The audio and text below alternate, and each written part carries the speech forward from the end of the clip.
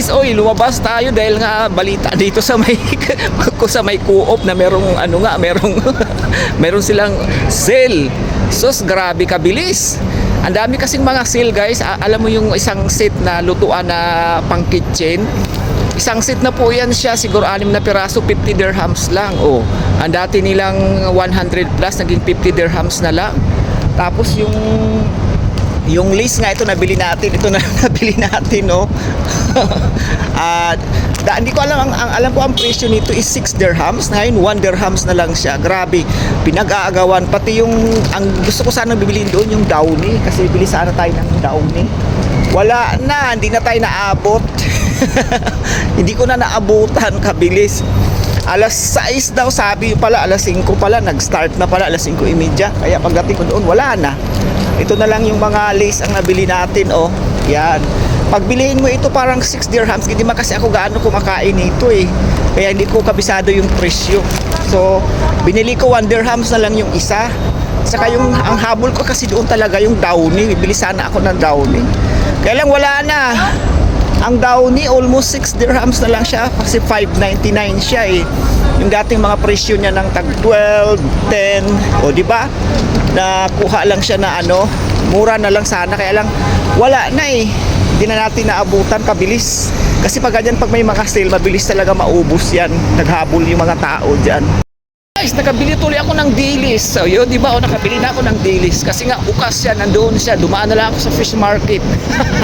Yung pangarap ko na dilis, nabili ko na talaga siya, guys. Ayan, oh. Maganda kasi itong dilis na to, malinis.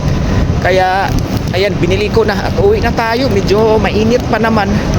Maano siya, maalinsangan.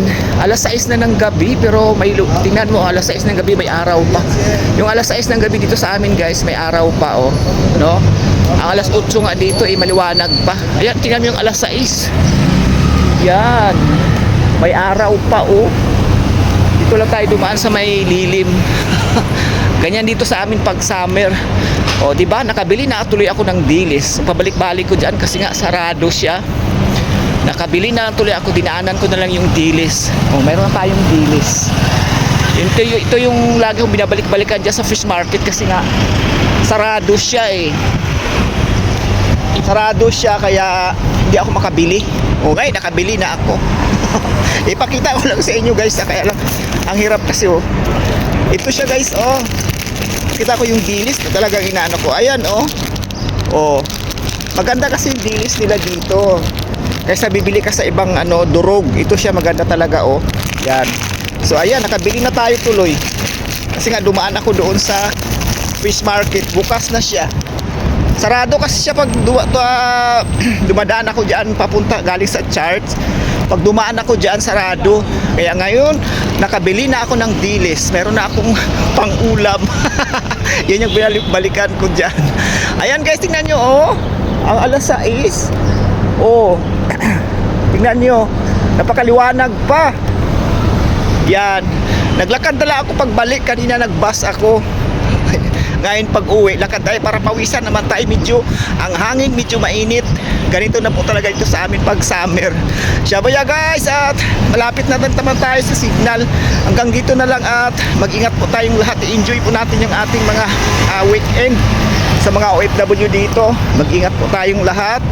At i-enjoy yung holiday or yung inyong weekend na 2 days. Siyabaya. At hanggang dito na lang. Happy weekend. Bye.